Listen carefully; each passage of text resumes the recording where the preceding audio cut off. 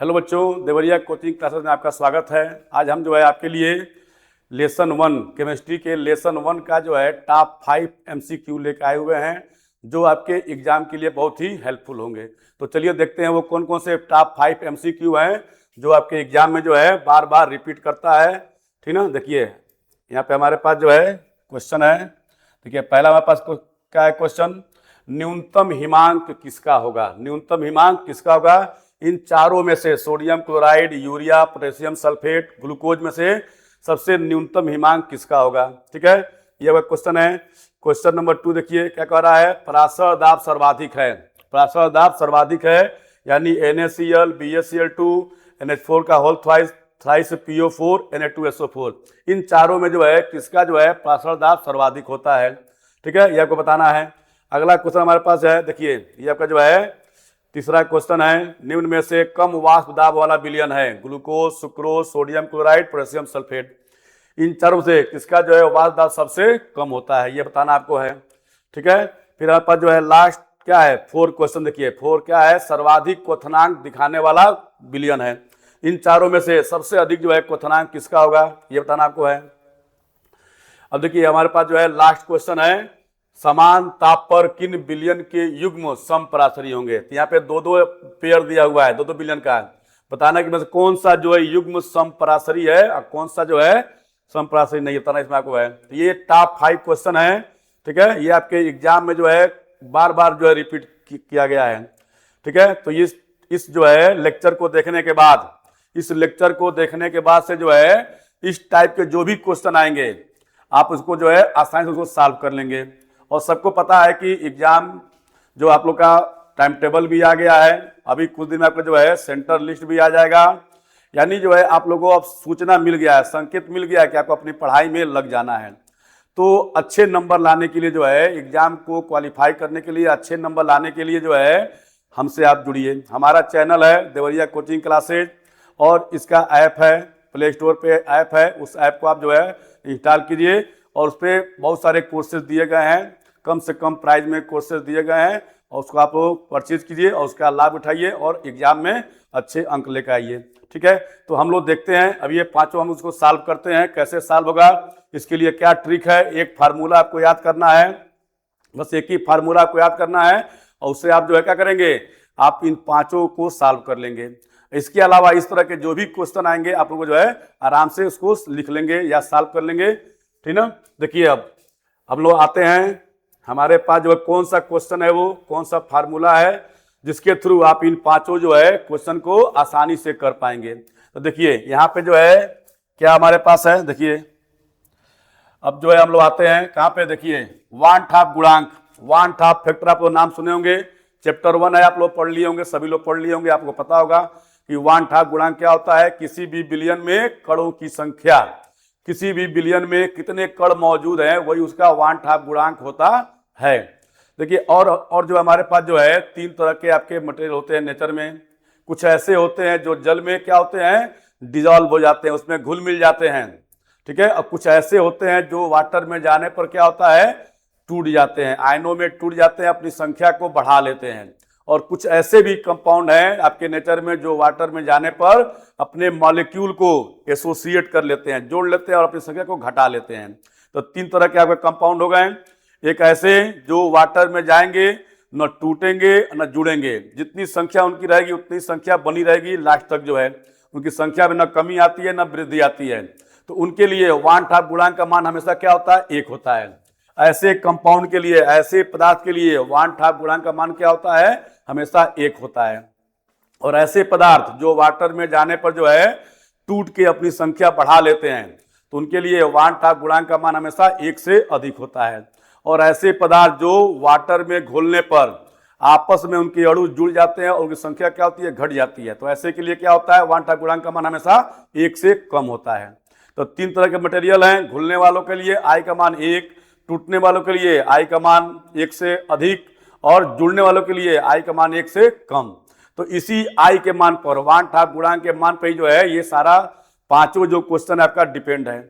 तो अगर आप इसके लिए एक फार्मूला आप लोग देख लेंगे, देखिए क्या फार्मूला है, I directly proportional particles. I directly proportional particles. ठीक है, फिर क्या होता है, इनवर्सली प्रोपोर्शनल वेपर प्रेशर, वाष्प दाब, डायरेक्टली प्रोपोर्शनल वेपर प्रेशर में लोअरिंग, वाष्प दाब में अवनमन, directly proportional to boiling point, inversely directly proportional to delta TB, क्वथनांक में उन्नयन, inversely proportional to freezing point, हिमांक। ठीक है, फ्रीजिंग पॉइंट हिमांक। ठीक है, और क्या होता है, डायरेक्टली प्रोपोर्शनल डेल्टा टीएफ, हिमांक में कमी, और डायरेक्टली प्रोपोर्शनल ऑस्मोटिक प्रेशर। ये फार्मूला जो है अगर आप याद कर ले रहे हैं तो इस टाइप का कोई भी क्वेश्चन आएगा आप उसको आसानी से कर लेंगे, आपको टाइम नहीं लगेगा, कोई दिक्कत नहीं आएगी। ठीक है, देखो यहाँ पे क्या फार्मूला हमारे पास है, आई इक्वल टू आई, देखो आई का मान क्या है, पार्टिकल का क्या होता है, डायरेक्टली प्रोपोर्शनल। अगर बिलियन में कणों की संख्या बढ़ेगी तो आई का मान बढ़ेगा। ठीक है, और देखो यहाँ पे आई का मान बढ़ने से वाष्प दाब क्या हुआ, कम हो जाएगा। आई का मान बढ़ने से वाष्प दाब कम हो जाएगा, लेकिन वाष्प दाब में अवनमन बढ़ जाएगा। ठीक है, ठीक है, आई का मान बढ़ने से वाष्प दाब कम हो जाएगा, लेकिन वाष्प दाब में अवनमन बढ़ जाएगा। आई का मान बढ़ने से क्वथनांक में वृद्धि होगी और क्वथनांक उन्नयन में भी वृद्धि होगी। ठीक है, आई का मान बढ़ने से हिमांक कम हो जाएगा और हिमांक में अवनमन बढ़ जाएगा। आई का मान बढ़ने से प्रसरण दाब में वृद्धि हो जाएगी। ठीक है, तो ये फार्मूला को याद कर लेना है। इसी फार्मूले के थ्रू जो है आप ये पांचों क्वेश्चन कर लेंगे और इसके अलावा इस टाइप के जो भी क्वेश्चन आएंगे आप उसको जो है सॉल्व कर लेंगे। ठीक है, तो हम लोग आगे बढ़ते हैं, क्वेश्चन को सॉल्व करते हैं। ठीक है, देखिए ये हमारे पास आ गया क्वेश्चन 1। क्वेश्चन 1 क्या कह रहा है, न्यूनतम हिमांक किसका होगा, इन चारों में से जो है न्यूनतम हिमांक किसका होगा। तो देखिए इसमें हमको क्या भी पढ़े हैं, i inversely proportional freezing point, i inversely क्या जी, i inversely proportional freezing point, ये रहा, ये फार्मूला हमारे पास है। इसका मतलब क्या हुआ कि अगर आई की वैल्यू बढ़ेगी तो फ्रीजिंग पॉइंट हमारा क्या हो जाएगा, कम हो जाएगा। ये आपका कॉन्सेप्ट है, इसी कॉन्सेप्ट को लेके जो है इसको सॉल्व किया जाएगा। तो चलिए आते हैं हम लोग पहले आई का मान हम लोग देखते हैं। सबसे पहले हमारे पास क्या है, सोडियम क्लोराइड। सोडियम क्लोराइड को जैसे हम लोग वाटर में डिजॉल्व करेंगे बच्चों तो ये बनेगा सोडियम आयन और ये बन जाएगा क्लोरीन आयन। देखिए ये वाटर में जैसे गया तो अपनी संख्या बढ़ा लिया, टूट के जो है अपनी संख्या बढ़ा लिया है। तो कितना बढ़ाया है, पहले 1 था, अब कितना हो गया है, 2 हो गया है। इसलिए यहाँ पे आई की वैल्यू क्या होगी, 1 से अधिक यानी कि 2 होगी। देखिए 2 आयन है तो 2 यहाँ पे हो गया। यूरिया जो है एक ऐसा पदार्थ है जो वाटर में जाने पर न टूटता है न जुड़ता है। अभी बताया गया है ऐसे पदार्थों के लिए आई का मान क्या होता है, हमेशा 1 होता है। कितना होता है, आई का कितना होता है, हमेशा 1 होता है। तो इसके लिए जो है आई की वैल्यू कितनी हो जाएगी, आई कितना हो जाएगा, 1 हो जाएगा। ठीक है, चलिए अब देखते हैं हम लोग आगे। अब कह रहा है कि पोटेशियम सल्फेट K2SO4 इसको जैसे हम लोग ले जाएंगे वाटर में तो ये बनाएगा 2K+ और यहाँ बनाएगा सल्फेट आयन। ठीक है, अब इसमें क्या करना हमको है, देखना है कि 1 था 3 आयन बना लिया, 2 आयन यहाँ बना है, 1 आयन यहाँ बना है। तो यहाँ पे आई की वैल्यू कितनी हो जाएगी, 3 हो जाएगी। और यहाँ देखिए ग्लूकोज की बात किया तो ग्लूकोज आप लोग बहुत बार इस्तेमाल किए होंगे, ग्लूकोन डी आप लोग पीते ही हैं। तो ग्लूकोन डी पीते हैं तो क्या होता है, उसको आप जल में पूरा उसको घोल लेते हैं, घोल के पी जाते हैं। यानी ये भी एक ऐसा पदार्थ जो जल में घुल जाता है। ठीक है, जल में घुल जाएगा, न टूटेगा न जुड़ेगा। तो इसके लिए भी आई का मान कितना होगा, हमेशा कितना होगा, आई का मान यहाँ पे कितना होगा, 1 होगा। तो देख लीजिए आपके सामने आपको मिल गया आंसर। ठीक ना, इसके लिए आई का मान कितना है, 2 है। इसके लिए आई का मान कितना है, 2 है। इसके लिए 1 है, इसके लिए 3 है और इसके लिए 1 है। तो क्या कह रहा है, आई का मान जितना ज्यादा होगा हिमांक उतना ही कम होगा। आई का मान जितना ज्यादा होगा हिमांक उतना ही कम होगा। तो देखिए सबसे अधिक किसका है, इसका है। यानी जो है पोटेशियम सल्फेट के विलयन का हिमांक जो है इन चारों में से सबसे न्यूनतम होगा। ठीक है, पोटेशियम सल्फेट के विलयन का हिमांक इन चारों में से क्या हुआ, सबसे कम होगा। देखिए आपको मिल गया कितना सिंपली। ठीक है ना, अब देखिए आगे हम लोग बढ़ते हैं, क्वेश्चन नंबर 2 पे आते हैं। देखिए क्वेश्चन 2 हमारा क्या कह रहा है, देखिए यहाँ पे परासरण दाब जो है सर्वाधिक है। तो इसमें क्या बताया गया है कि I directly proportional osmotic pressure, जब अभी देखे हैं आई क्या होता है, डायरेक्टली प्रोपोर्शनल ऑस्मोटिक प्रेशर, यानी आई का मान जितना ज्यादा होगा परासरण दाब भी उतना ही ज्यादा होगा। तो पूछा है सर्वाधिक मैक्सिमम अधिकतम किसका होगा, तो चेक कर लेते हैं हम लोग यहाँ पे। देखिए यहाँ पे NaCl इसको जब तोड़ेंगे तो ये बनाएगा सोडियम प्लस Cl माइनस, तो आई की वैल्यू कितनी हो जाएगी, 2। कितनी हो गई, 2 हो गई। बेरियम सल्फेट, देखिए बेरियम क्लोराइड को वाटर में डिजॉल्व करेंगे, क्या बनेगा, बेरियम 2 प्लस 2Cl 1 माइनस। तो यहाँ पे 3 आयन बनना है, तो आई की वैल्यू कितनी हो जाएगी, 3 हो जाएगी। फिर यहाँ पे हमारे पास क्या है, NH4 का होल थ्राइस PO4। देखिए अब इसको हम लोग तोड़ेंगे, क्या बनेगा, 3, ठीक ना, 3 NH4 1 प्लस और ये हो गया PO4 माइनस 3, दिखा। तो ये कितने आयन बनाया है, 3 आयन ये है और ये 1 आयन है, कुल कितने हो गए, 4 आयन बने हैं। तो आई की वैल्यू कितनी यहाँ पे हो गई, 4 हो गई। लास्ट हमारे पास क्या है, Na2SO4। अब इसको हम लोग वाटर में डिजॉल्व करेंगे तो ये बनाएगा 2 सोडियम प्लस और सल्फेट आयन। देखिए ये हो गया हमारे पास। यहाँ पे आई की वैल्यू कितनी हो जाएगी, 3 हो जाएगी। तो बताइए, यानी यहाँ पे आई की वैल्यू इसके लिए कितना है, इसके लिए आई की वैल्यू कितना है, 2 है। इसके लिए आई कितना है, 3 है। इसके लिए आई कितना है, 4 है। इसके लिए आई कितना है, 3 है। तो क्या बताया गया है, जितना आई का मान ज्यादा उतना वाष्प क्या है, परासरण दाब भी ज्यादा होगा। तो सबसे अधिक किसके लिए है, आई का मान जो है अमोनियम सल्फेट के जो विलयन है उसके लिए आई का मान सबसे ज्यादा है, इसीलिए इसका जो है परासरण दाब का सर्वाधिक होगा। देखिए ये आपका आंसर हो गया। इन चारों में से जो है इस विलयन का जो है परासरण दाब क्या होगा, सर्वाधिक होगा। ठीक है, चलिए आगे देखते हैं हम लोग। अगला हमारे पास क्या है, क्वेश्चन नंबर 3। देखिए क्या बोल रहा है, कह रहा है कि निम्न में से किसका वाष्प दाब कम वाष्प वाला विलयन है। इन चारों में से जो है सबसे कम वाष्प दाब वाला विलयन कौन सा है। तो अभी हम लोग पढ़े ना वाष्प दाब, देखिए क्या होता है, I inversely proportional to vapour pressure. ये आप लोग अभी देखे हैं जस्ट अभी।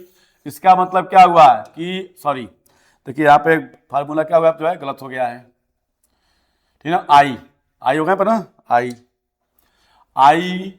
Inversely proportional to vapour pressure. तो इसका मतलब क्या हुआ, इसका मतलब ये हुआ बच्चों कि जो है आई की वैल्यू जितनी ज्यादा होगी वेपर प्रेशर बाबू उतना ही क्या होगा, कम होगा। ठीक है, आई की वैल्यू जितनी ज्यादा होगी वेपर प्रेशर उतना ही क्या होगा, कम होगा। तो चलिए चेक करते हैं। देखिए हमारे पास क्या है, ग्लूकोज। अभी बताया है ग्लूकोज का आई कितना होता है बच्चों, 1 होगा। क्यों 1 होगा, क्योंकि वाटर में जाएगा तो नहीं टूटेगा नहीं जुड़ेगा, उसमें घुल मिल जाएगा। ठीक है, तो इसके लिए I1 कितना होगा, 1 होगा। सुक्रोज, देखिए सुक्रोज भी क्या है, चीनी, ये भी क्या हुआ, जल में जाएगा तो उसमें घुल मिल जाएगा, ना टूटेगा ना जुड़ेगा। तो इसका भी I का मान कितना होगा, 1 होगा। अब इतना ये सोडियम क्लोराइड NaCl, इसके लिए कितना होता है, NaCl का अभी बताया जस्ट अभी, कितना होता है इसका, 2 होता है। और यहाँ देखिए पोटेशियम सल्फेट, अभी बताया गया है क्या होता है इसका, K2SO4। क्या होता है, K2SO4। इसके लिए कितना होता है आई का मान, 3 होता है। 3 बताइए। तो इन चारों में सबसे अधिक आई का मान किसका है, पोटेशियम सल्फेट का है। तो जब इसके आई का मान सबसे ज्यादा है तो इसका जो है वाष्प दाब क्या होगा, सबसे कम होगा। तो ये हमारा आंसर हो जाएगा चौथे का, पोटेशियम सल्फेट के विलयन का वाष्प दाब इन चारों में से सबसे कम होगा। बात समझ में आ गई। देखिए कितना जल्दी आपका जो है लग रहा है। बस आपको एक फार्मूला आपको याद कर लेना है और उस पर आपको जो है लगाते जाना है भाई, ठीक ना। अब देखिए अब क्या हमारे पास है, कह रहा है कि सर्वाधिक क्वथनांक प्रदर्शित करने वाला विलयन है। तो अभी हम लोग क्या पढ़े हैं, I directly proportional boiling point. ठीक है, यानी आई का मान जितना ज्यादा होगा बॉइलिंग पॉइंट भी क्या होगा बच्चों, उतना ही अधिक होगा। बॉइलिंग पॉइंट उतना ही अधिक होगा। क्या समझ में, डायरेक्टली प्रोपोर्शनल यहाँ पे दिख रहा है। देखिए ग्लूकोज है, कितना होता है ग्लूकोज के लिए आई का मान 1 होता है। पोटेशियम नाइट्रेट, पोटेशियम नाइट्रेट का फार्मूला क्या होता है बच्चों, KNO3, KNO3 पोटेशियम नाइट्रेट, बोलिए कितना बनाएगा ये बनाएगा 2 आयन, 2 आयन बनाएगा ये, ठीक है। कितना हो गया, आई का मान यहाँ पे कितना हो गया, 2 हो गया। तो इसके लिए आई का मान यहाँ पे कितना हो जाएगा, 2 हो जाएगा, ठीक है। यहाँ पे यूरिया, यूरिया अभी बता दीजिएगा आपको कितना होता है, 1 होता है। सोडियम सल्फेट, सोडियम सल्फेट का क्या होता है फार्मूला, Na2SO4, Na2SO4, यानी कि जो है 2 सोडियम बनता है यहाँ पे, 2 सोडियम आयन बनता है और 1 सल्फेट आयन बनता है। तो कुल कितने आयन बनते हैं यहाँ पे, 3 आयन बनते हैं। देखिए 3 आयन यहाँ पे बने तो आई का मान यहाँ पे कितना हो गया, 3 हो गया। तो यहाँ पे आई का मान कितना हो गया बच्चों, 3 हो गया। तो क्या बोला है कि जो है सर्वाधिक क्वथनांक कौन दिखाएगा, बताइए। जिसके आई का मान ज्यादा होगा वो सर्वाधिक क्वथनांक दिखाएगा। तो किसका आई का मान सबसे ज्यादा है, ये है आपका सोडियम सल्फेट का जो है आई का मान सबसे ज्यादा है, इसलिए इन चारों में से जो है इसका क्वथनांक सर्वाधिक होगा। चलिए हम लोग आते हैं अपने टॉप 5 MCQ के सबसे लास्ट क्वेश्चन पे आते हैं। देखिए ये हमारे पास क्या है, कह रहा है कि समान ताप पर किन विलयन के युग्म समपराशरी होंगे। तो आपको भी यहीं पे आपको ट्रिक लगाना है, आई का मान देखना है कि किसमें आई का मान जो है दोनों कंपाउंड का, दोनों जो युग्म जो 2 कंपाउंड है उनके लिए आई का मान किसमें सेम है। देखिए इनके लिए क्या होता है, आई का मान हमेशा 2 होता है। इनके लिए आई का मान कितना होता है, 2 होता है। इनके लिए आई का मान 3 हो जाएगा, 3 हो जाएगा यहाँ पे जो है। तो ये तो होगा नहीं, एक कंपाउंड का आई का मान 2 है, एक कंपाउंड के आई का मान क्या है, 3 है। दोनों के क्या होंगे, पराशर दाब क्या होंगे, जिसका 2 है उसका कम होगा, जिसका 3 है उसका ज्यादा होगा दाब। ये बराबर होंगे नहीं, जब तक जो है पराशर दाब बराबर नहीं होंगे तब तक उनको समपराशरी नहीं बोल सकते हैं। तो एक का वाष्प दाब कम है, एक का ज्यादा है, तो ये समपराशरी नहीं होंगे। चलिए यूरिया, देखिए यूरिया कितना होता है, हमेशा आई का मान हमेशा 1 होता है, अभी आपको जस्ट बताया गया है। और NaCl का अभी आपको बताया गया है कितना होता है, 2 होता है। इसमें भी सेम नहीं है, ये भी नहीं होगा। यूरिया का कितना होता है भाई, 1 होता है, और इसका कितना होता है, 3 हो जाएगा, ठीक है। ये भी नहीं होगा।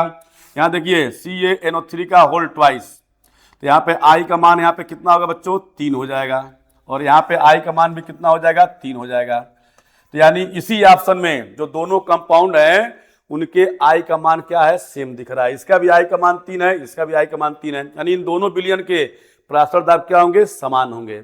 तो यही इसमें क्या होगा, यही जो जोड़ा है वो क्या होगा, समपराशरी होगा ये, ठीक है।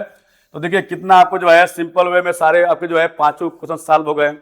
तो अब इनमें से भी अगर आपका एग्जाम में कोई रिपीट हो गया तो आप उसको कर लेंगे, और इस टाइप के जो भी क्वेश्चन आएंगे आप उसको आसानी से कर लेंगे, आपको कोई दिक्कत नहीं आएगी।